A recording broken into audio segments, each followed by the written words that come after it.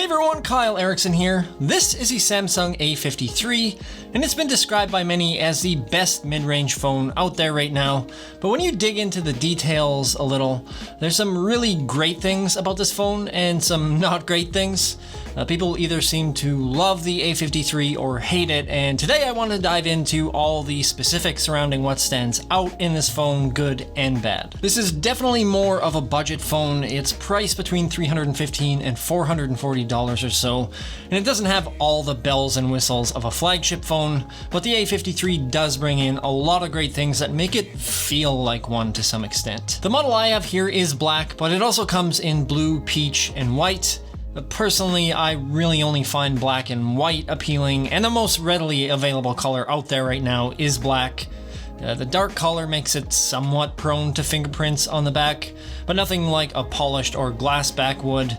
And the sides with the gloss finish do collect a ton of fingerprints, but it does look sleek and it doesn't feel cheap at all. That being said, I'd for sure have this in a case if I were planning on using this on a daily basis, as it is an all plastic build, which at this price point I think you shouldn't be surprised by. It's a fairly big device, sitting at 6.28 by 2.94 by 0.32 inches, so it's just a touch thinner than the Google Pixel 6a, and a tiny bit thicker than the OnePlus Nord N20. It weighs in at 189 grams, so it's a bit heavier than both of those other phones, but it's slightly lighter than most flagships this size. And it does come with an IP67 rating, making it waterproof up to 1 meter for 30 minutes. Along the right side, you have your volume controls and power button, which are both pretty easily accessible and simple to touch. Especially with this being a larger phone, I don't have the biggest hands and I find everything feels pretty natural. Down from those controls along the bottom, you have your USB-C port, a speaker grill, your mic, and your SIM tray, which feels a little bit cluttered. I usually like to see SIM trays along the side, especially when the mic is at the bottom like this. You do have to be pretty careful with this placement or be paying attention closely because it's relatively easy to mistake the mic for the SIM release. And if you're thinking to yourself, who would be dumb enough to do that? I 100% have done this, but the good news is usually when you do it once, you never do it again. But I think it's just really an unfortunate design choice, especially given that there is nothing along the left side of the phone. When looking at that USB-C port in particular, it's important to note that the A53 is only USB 2, where a lot of more expensive models that you'll see out there are at least USB 3, so it's about 10 times slower than your average USB 3 port if you're concerned with transferring files at all. But the cool thing about this phone, if you flip over the SIM tray, there's a slot there for a micro SD card, so pretty neat that this thing does have external storage, which isn't that common in phones these days. The only thing that I'll mention about that external storage is the transfer speed will be pretty slow, hovering between 100 and 130 megabytes per second max, depending on the SD card that you throw in there. So perfectly fine for photos or smaller files. But when you start getting into bigger stuff, it can be a bit of a pain, so just something to keep in mind. That is now the only port on this phone, which is a departure over last year's A52. That model had a headphone jack, which they've removed on the A53. I know a lot of folks aren't happy about that, but for me, it's not a huge deal.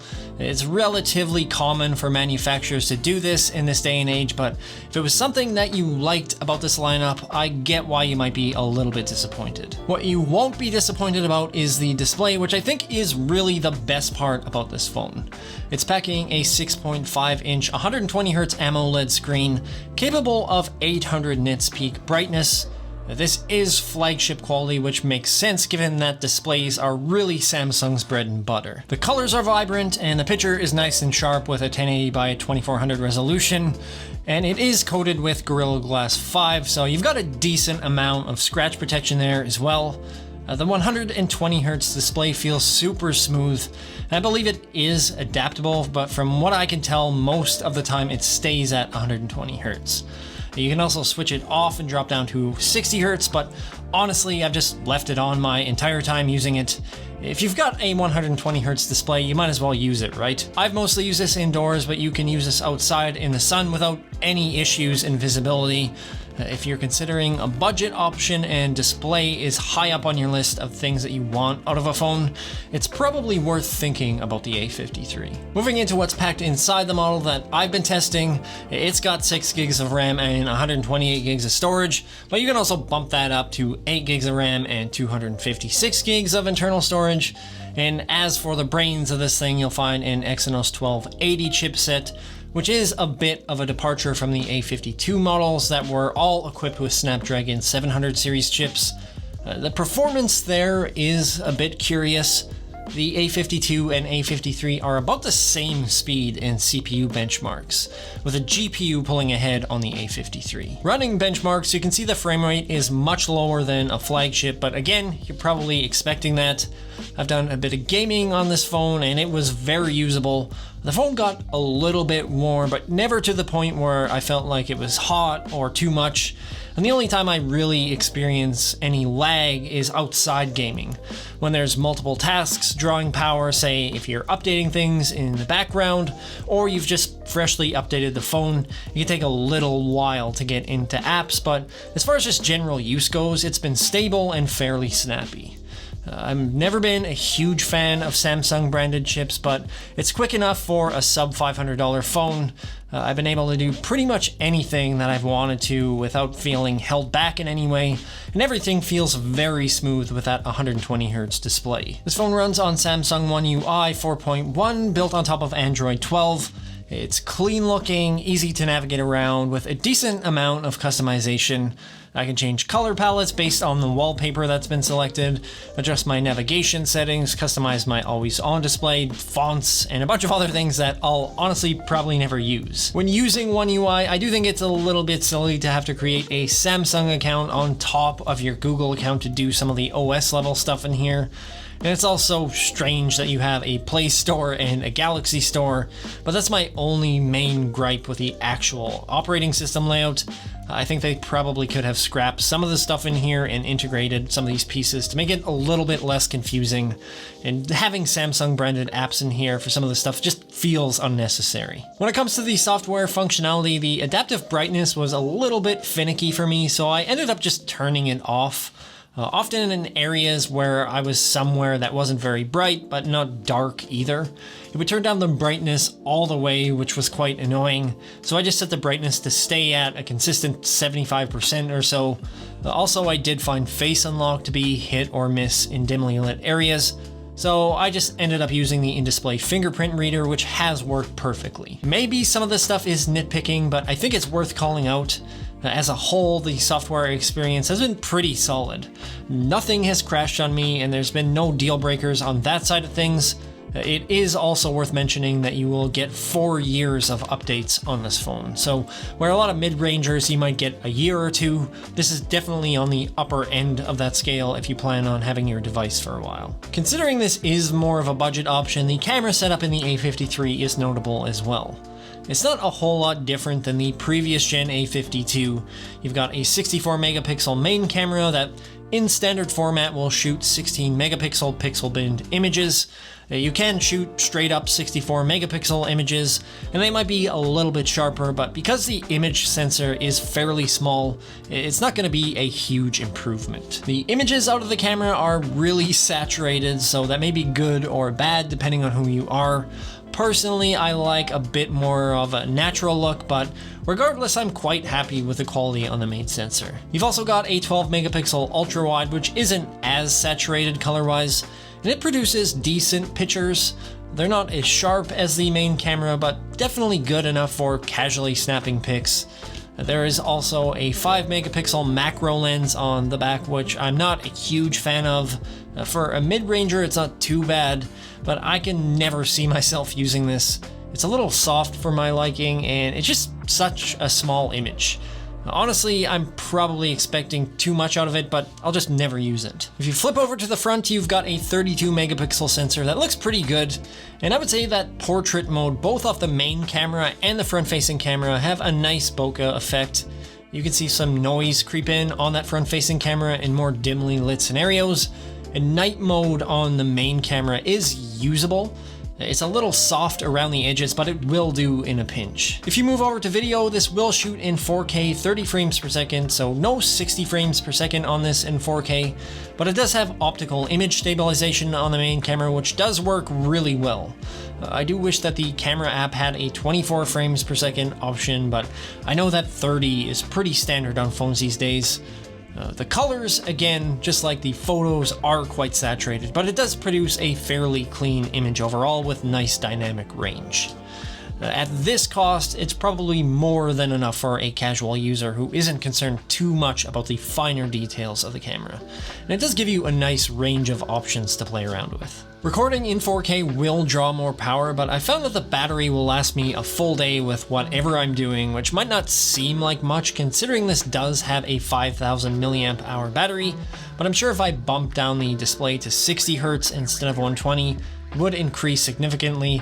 I'm fine with the battery life in general. The only real disappointment for me is the charging. You get 25 watt quick charging, which isn't great by today's standards for batteries this size.